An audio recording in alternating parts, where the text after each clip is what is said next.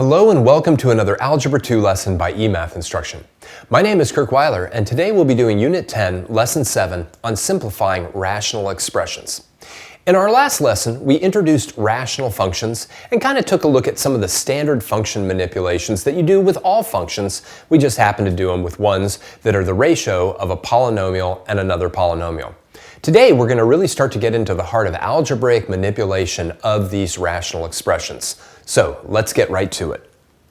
Here we go. Simplifying fractions. Rational expressions are the algebraic equivalent of numerical fractions. Simplifying a rational expression into its lowest terms or simplest terms, or however you want to put it, is based on how we simplify numerical fractions. Simplifying all fractions actually relies on the concept that to multiply two fractions, you simply multiply the numerators and then multiply the denominators. Now, you may never have thought about simplifying a numerical fraction that way, but we're going to take a look at how we can think about it that way in exercise number 1. Let's take a look. Consider the two analogous simplifying problems shown below. Letter A. Simplify the numerical fraction 18 divided by 12 by first expressing it as an equivalent product of two fractions, one of which is equal to 1. All right, so now I'm sure that you've looked many times at simplifying fractions like 18 divided by 12.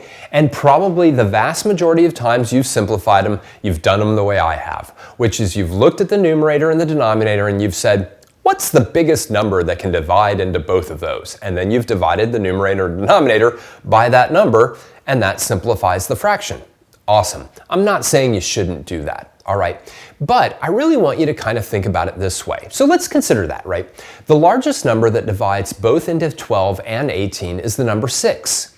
We can think of that as the greatest common divisor of 18 and 12, but we can also consider it as the greatest common factor of 18 and 12. So we can rewrite 18 twelfths as follows. 6 times 3 divided by 6 times 2. All right? We're just replacing 18 with the equivalent 6 times 3 and 12 with the equivalent 6 times 2. Now remember what I said, right? When you multiply two fractions together, you multiply their numerators and you multiply their denominators. Well, there's also no reason why we can't unmultiply two fractions. In other words, I could rewrite this as 6 divided by 6 times 3 divided by 2. Okay, but any number divided by itself, except for 0, any number divided by itself is equal to the number 1. So I can now write 6 divided by 6 as 1 times 3 halves, and now any number multiplied by 1 is just equal to that number. And therefore, 18 twelfths, or 18 divided by 12, is equivalent to 3 halves in simplest form. All right. Now, you might say again, well, I would just never do that, because I'm going to take 18 twelfths and I'm going to divide both by 6 and I'm going to get 3 halves. Fair enough. But now, let's see how that is analogous to simplifying a rational expression in letter B. Simplify the algebraic fraction x squared minus 9 divided by 2x plus 6 by first expressing it as the equivalent product of two fractions, factor, exclamation point, one of which is equal to 1. All right, now, keep in mind, right, what we really did here is that we factored. So what I'm going to do over here is I'm going to factor both the numerator and the denominator. Now, I haven't done that yet. I just wanted to rewrite the problem down. So, how do we do that? Well, the numerator can be factored using the difference of perfect squares, right? It's x squared minus 3 squared. So I can factor this as x minus 3 times x plus 3. The denominator is a simple GCF factoring. In other words, the number 2 can be factored out of both the term 2x and the term 6. So I can factor that as 2 times x plus 3. Now, you might notice, just like when we factored the 18 twelfths, Here we have a common factor of x plus 3 and x plus 3. So I can rewrite all of this as x minus 3 divided by 2 times x plus 3 divided by x plus 3. Right? This is exactly what I have going on here. Now, any quantity divided by itself is equal to the number 1. So I can rewrite this as x minus 3 divided by 2 times 1, and that's going to be simply x minus 3 divided by 2. And that's how I simplify a rational expression, right? I find the largest factor, the largest common factor that is common to both the numerator and the denominator, and then that factor, if you will, cancels to be equal to the negative 1, to be equal to 1. I almost said negative 1 there. And then that 1 times whatever is left over just leaves you with whatever is left over. And that's exactly what we're really doing when we simplify a numerical fraction. All right, let's see if we can understand this a little bit more. Each time we simplify a fraction, we are essentially finding all common factors of the numerator and denominator and dividing them to be equal to 1. Key in this process is that the numerator and the denominator must be factored and only common factors cancel each other. All right? Now, the easiest scenario of this isn't what we just looked at in 1b, but it's what happens when we have a monomial divided by a monomial. So let's take a look at that in exercise number 2. Simplify each of the following monomials dividing other monomials. So letter A, we've got 3x to the 5th times y to the 6th and 6x to the 8th times y to the 3rd. All right, so what do we want to really do here? And I'm gonna write this down a little bit bigger so you can see it a little bit better. 3x to the 5th divided by y to the 6th, all divided by 6x to the 8th, y divided by 3. Now, what I always recommend for students to do in this situation is I want them to think about the greatest common factor of the numerator and the denominator. So the first thing I would do is look at the numbers, 3 and 6. And of course, they have a common factor of 3. Right? So this just takes us back to when we were trying to factor a GCF out of a polynomial. Then I'm going to look at the x to the 5th and the x to the 8th. Now the largest thing sort of sitting inside of both of those is an x to the 5th. And then I look at a y to the 6th and a y to the 3rd, and the biggest thing sort of sitting inside of both of those is a y to the 3rd. All right? So this isn't my final answer, that's just my GCF. Now take a look at what I can do. I can rewrite 3x to the 5th, y to the 6th, all over 6x to the 8th, y to the 3rd as the following. Since this is a common factor of both of them, I'm going to kind of write it down like this. Okay? So, right, what would I have left over? What would the second fraction have to be? Well, what would I have to multiply 3 by to get 3? That would just be equal to the number 1, which I don't really have to write down, but I'm going to do it just for argument's sake. What would I have to multiply x to the 5th by to get x to the 5th? Well, that's just the number 1 again, so I won't rewrite that. Then y to the 6th times what will give me y to the 3rd? Well, that will be y to the 3rd. Right? In the denominator, I have 3 times what gives me 6. Well, that would be 2. Right? I'm like thinking about what I would get if I factored this out of this. Then here I've got an x to the 5th, here I've got an x to the 8th. So there I would have to have an x to the 3rd. And here I've got a y to the 3rd and a y to the 3rd, so I don't need any more y's there. Let me just make sure this looks a little bit more like an x to the 3rd. There we go. Now, just like before, this fraction is equal to 1. In fact, I might even draw an arrow through it and put a 1 there just to really kind of emphasize that I'm not canceling and making them disappear. They literally divide into the number 1, and then 1 times y cubed over 2x cubed tells me that my final answer is y cubed over 2x cubed. And that's it. right? So my final answer, y cubed divided by 2x cubed. I'm looking for the greatest common factor of the numerator and denominator, and then separating those out into a fraction that's equal to 1, and then what I have left over is my simplest form. All right, let's take a look at letter B. Here we have 20x to the 10th times y to the 8th divided by 4x squared. Now, a little bit different here, right, in that we don't have any kind of y term in the denominator, okay? But you can still think about the GCF. Let me just write this again a little bit bigger so you can see it a little bit better. I'm assuming you're all probably watching this on smaller screens, possibly phones. Okay, so, when I look at this and I think about the numbers, the 20 and the 4, right, that would give me a GCF numerically of 4. When I look at the x's, x to the second, x to the 10th, I'm going to have an x to the second. And since there is no y in the denominator, then there is no y in terms of my GCF, right? So I can now rewrite this as, right, 4x squared divided by 4x squared times, well, in the numerator, I would have to have a 5, x to the 8th, y to the 8th, and then the denominator, I would just have a 1, right? So what do I end up having? Well, 4x squared divided by 4x squared, just like before, is equal to 1.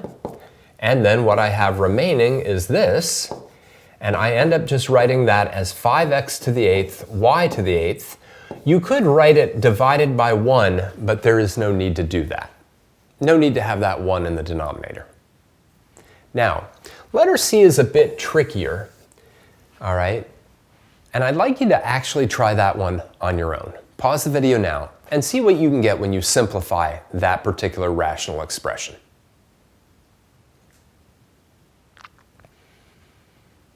All right, well again, get this thing a little bit bigger, 7x cubed y, all divided by 21x to the 5th, y to the 8th. So I look at the 7 and the 21, and the GCF is 7, at least numerically. X third, x to the 5th, that gives me x to the 3rd. Y to the 1st, y to the 8th gives me y to the 1st. So my GCF, what I'm going to be able to sort of get rid of in both the numerator and the denominator, is a 7x cubed times y to the 1st. So now, this entire fraction, right, is equal to 7x cubed y divided by 7x cubed y. That just looks like a squiggle. Times, now, in the numerator, well, what times 7 will be equal to 7? That's going to be a 1. What times x cubed will be x cubed? 1. What times y will be y? 1. Right? So I'm left with a 1 in the numerator. Now in the denominator, what times 7 will give me 21? That'll be a 3. What times x to the 3rd will give me x to the 5th? That will be x squared. What times y will give me y to the 8th? That will be y to the 7th. Okay, so this entire fraction now, just like before, is equal to 1, and I'm left with 1 divided by 3x squared y to the 7th. Now I'll get some students now, very understandably, who will say, wait a second, up here you had 5x to the 8th, y to the 8th over 1, and you just made that into 5x to the 8th, y to the 8th. And here you had 1 in the top and 3x squared y to the 7th in the bottom, and you ended up with 1 divided by 3x squared y to the 7th in the bottom, right? I didn't just like get rid of the 1 in that case, right? And that's really key. The difference between a 1 in the numerator and a 1 in the denominator is huge, right? And just consider a single example. If I had, just for a moment, just to make sure if any of you are wondering about this, if I had the following, the fraction 8 halves, right? That's the fraction 8 divided by 2, which would be equal to 4. And I don't think, and I hope, none of you would leave it as 4 over 1, right? 8 divided by 2 is 4. On the other hand, if I had 2 divided by 8, that would be 1/4. And if I said 2 divided by 8 was 4, that would be really problematic, because that would say if you had 2 cookies and you split it amongst 8 friends, each one of them would get 4 cookies. And that just wouldn't make any sense. They'd each get a fourth of a cookie, right? So it's really important. If in this process everything in the denominator cancels out and you're left with a 1 in the denominator, then you should just write the numerator. On the other hand, if you have a situation like letter C where everything in the numerator cancels out, then you must be left with a 1 in the numerator. All right?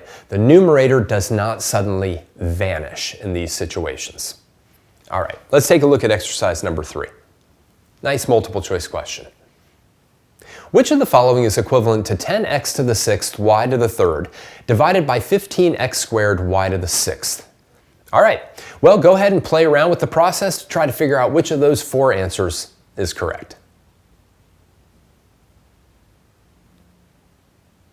Okay, again, let me just write it a bit bigger. 10x to the 6th y to the 3rd, all divided by 15x squared y to the 6th. Thinking about GCFs here, if I look at that 10 and that 15, I have a 5 that's common. That x to the 6th and x squared, that will be an x squared that's common. Y cubed, y to the 6th, that'll be a y cubed that's common. So I can take all of this and rewrite it as 5x squared y cubed over 5x squared y cubed times, in the numerator I would have to have, let me bring this here. In the numerator, I would have to have a 2, x to the 4th. I wouldn't need the y cubed because it's already there. In the denominator, I would need a 3. I don't need any x's because the x squared is there. And a y cubed. All of this then would be equal to 1, and I would be left with choice 3. Okay. Again, all we're doing is finding the greatest common factor of both the numerator and the denominator. You can kind of think of it as the greatest common divisor, but that's maybe a little bit harder to think of that way, right? And I'm dividing those two away to become the number 1, and then what we have left is our simplest term. Now let's take a look at a situation where we don't have monomials divided by monomials. Simplifying more complex fractions. These you might actually, ironically, find a bit easier. When simplifying rational expressions that are more complex, always factor first, then identify common factors between the numerator and denominator that can be eliminated. So let's take a look at how that's done. Exercise number 4. Simplify each of the following rational expressions. Letter A, x squared plus 5x minus 14 divided by x squared minus 4. Now, again, the last thing you would ever want to do is start doing stuff like this, okay? That doesn't work. You can't do that, all right?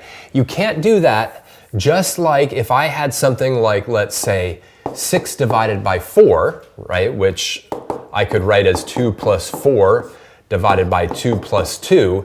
You couldn't do that, right? That doesn't work, because that would leave you with 4 divided by 2, which would be 2, and I'm pretty sure 6 divided by 4 is not 2. Okay, so don't do that, right? You have to factor before you cancel. So what am I going to do? Well, I'm going to look at my numerator, and I'm going to factor it. So how does that factor? It's a simple trinomial. It factors as x plus 7 times x minus 2. How does the denominator factor? It factors in the difference of perfect squares as x plus 2 times x minus 2. Now we could do what we did in exercise number 1, letter B, and we could separate and et cetera, et cetera. But most times what students will now do is they'll say x divided by 2 x minus 2 divided by x minus 2 is equal to 1. And what that now leaves you with is x plus 7 divided by x plus 2. And that is it. Don't cancel the x's. You cancel factors. You don't cancel terms. All right? So if you have a common factor in the numerator and denominator, you can divide them out because x minus 2 divided by x minus 2 is equal to 1. And then 1 times x plus 7 divided by x plus 2 is x plus 7 divided by x plus 2.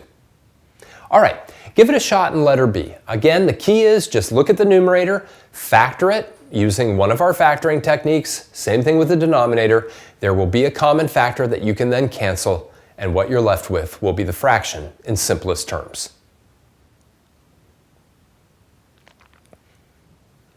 All right, well, again, you've got difference of perfect squares, trinomial, GCF, factoring by grouping, AC, more complicated trinomial factoring, things like that. So in this, we look at the numerator. Hopefully we say, well, that's the difference of perfect squares, 2x minus 1 times 2x plus 1.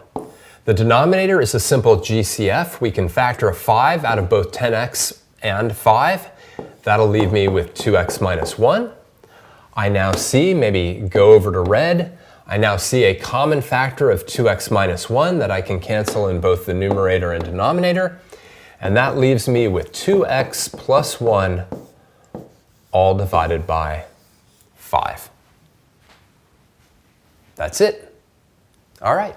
Why don't you try letter C? Granted, the numerator is going to be a little bit more complicated, but let's take a look at that.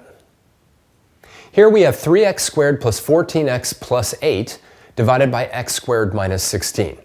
All right, so pause the video now. Again, the numerator is a little bit trickier to factor, but I'm sure that you can figure it out, and then we'll talk about it. All right, well, the hardest part of this is, again, factoring the numerator, because that's a little bit more challenging, right? I've got a product equal to 24 and a sum equal to 14. I think that's going to be, 2 times 12, or 2 and 12. So, I might take this, this little guy and actually, just do the factoring maybe down here just to think about it. I've got 3x times x plus 4 plus 2 times x plus 4. So that's x plus 4 times 3x plus 2. Then maybe I'll put it back into my sort of fraction form. The denominator is pretty easy to factor. It's the difference of perfect squares. It's x plus 4 times x minus 4. And now I see that x plus 4 and x plus 4 there. We can then cancel those out. I know I've got some teachers saying, please don't use the word cancel. I apologize. Divide them out so that they're both equal to 1. And I get 3x plus 2 divided by x minus 4. As long as you have factored the numerator and denominator completely, and you've identified common factors between the two, right, then that means that you will be in simplest form. There is one small little quirk in all of this, and we're going to take a look at that next. Let's take a look. A special consideration. A special type of simplifying occurs whenever expressions of the following forms are involved: x minus y and x plus y. That actually should have said x minus y and y minus x. Typo there, I apologize for that. So x minus y and y minus x. In other words, we've got a subtraction where we've got exactly sort of like the opposite subtraction, okay? So let's take a look at what happens when we get something like this in a numerator and that in the denominator. Exercise number 5. Simplify each of the following fractions. Letter A, 9 minus 6 divided by 6 minus 9. Well, there's no reason to do anything fancy here in terms of factoring or anything like that. Let's just evaluate it numerically, right? 9 minus 6 is equal to 3. And 6 minus 9, well, that's equal to negative 3. 3 divided by negative 3 is equal to negative 1. Why don't you go ahead and figure out what letter B is? All right, well, 15 minus 3 is going to be 12.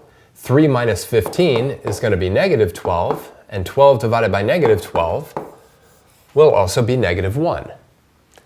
Now you might start to get the feeling that anytime you have sort of x minus y divided by y minus x, you're always going to get negative 1. And that's going to be the case. And now let's prove it in letter C. Let's take a look. Here we have a minus b divided by b minus a. Well, I could play around with the numerator or the denominator. I'm going to play around with the numerator. A minus b I could write as negative 1 times negative a plus b. Right? So just like a little algebraic manipulation there. You might be like, well, why would you do that? Well, if I factor a negative 1 out of a minus b, leaving me with negative 1 times negative a plus b, I could then rewrite that as negative 1 times b minus a, all divided by b minus a.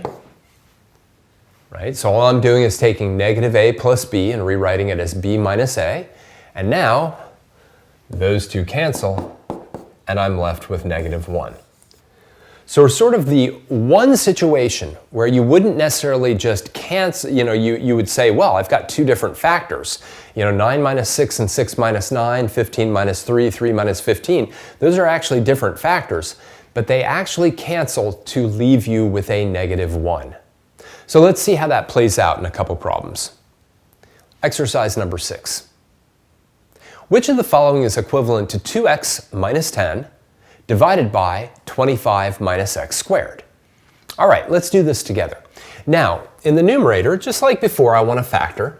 In the numerator, I can factor a 2 out, and I'm left with x minus 5. In the denominator, I have the difference of perfect squares, and that will be 5 minus x times 5 plus x. Now, one thing that's really critical to understand, right? Addition is commutative. 5 plus x and x plus 5 are the same thing. But 5 minus x and x minus 5 are not the same thing. But we can cancel these and be left with a negative 1. Now, you might say, well, should I put the negative 1 in the numerator? Should I put the negative 1 in the denominator? Or should I put it in both the numerator and the denominator? The answer is, put it in the numerator or put it in the denominator, but don't put it in both locations, because if you do, then negative 1 divided by negative 1 is just 1 again. I need to just have negative 1. Typically, I'll leave it in the numerator. So right now what I've got is I've got 2 times negative 1 in the numerator, 5 plus x in the denominator.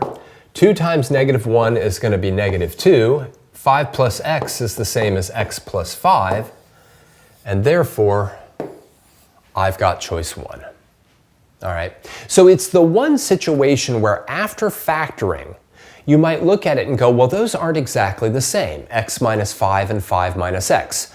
But again, a minus b divided by b minus a will always, always, always cancel to leave you with a negative 1. And again, I would suggest leaving that negative 1 in the numerator. Now, if you really wanted to, you could factor a negative 1 out of x minus 5, making it negative 2 times 5 minus x, and then cancel the 5 minus x's. That's a great way to look at it as well. Let's see if you kind of understand where we're going on this with exercise number 7. Which of the following is equivalent to x squared minus 6x plus 9 divided by 18 minus 6x? All right, why don't you pause the video right now and see what you can figure out. All right, well, the numerator factors into x minus 3 times x minus 3. It's actually a perfect square trinomial. The denominator, we can factor a 6 out of both of those, giving me 6 times 3 minus x. All right, here we've got that x minus 3 and 3 minus x, or I could look at it this way. Now, factors cancel factors. You don't get to cancel them both. All right, cancel one or the other, but not both. So I think I'll just cancel these, but I'm left with a negative 1. So that's negative 1 times x minus 3, all divided by 6.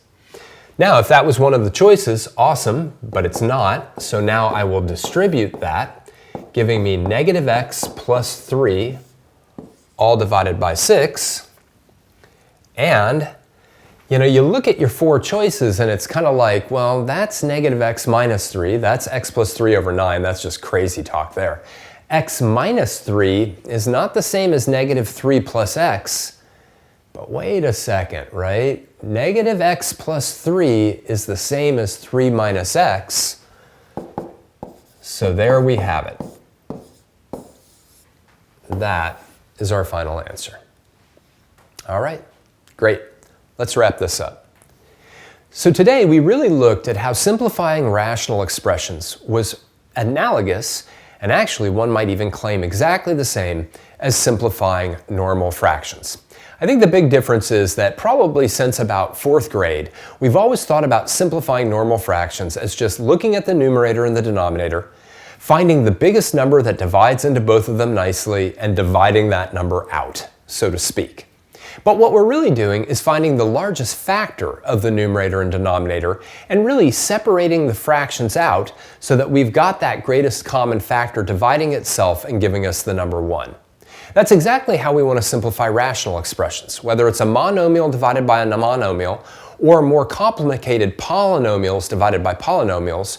We always want to find the greatest common factor of the numerator and denominator and divide that out into the number 1, leaving us with whatever factors we have left over. The one real exception we saw to that was right at the end, where we have expressions like b minus a divided by a minus b. Those cancel and leave us with the number -1. So watch for those definitely in the homework. For now, I just want to thank you for joining me for another Algebra 2 lesson by eMath Instruction. My name is Kirk Weiler, and until I see you again, keep thinking and keep solving problems.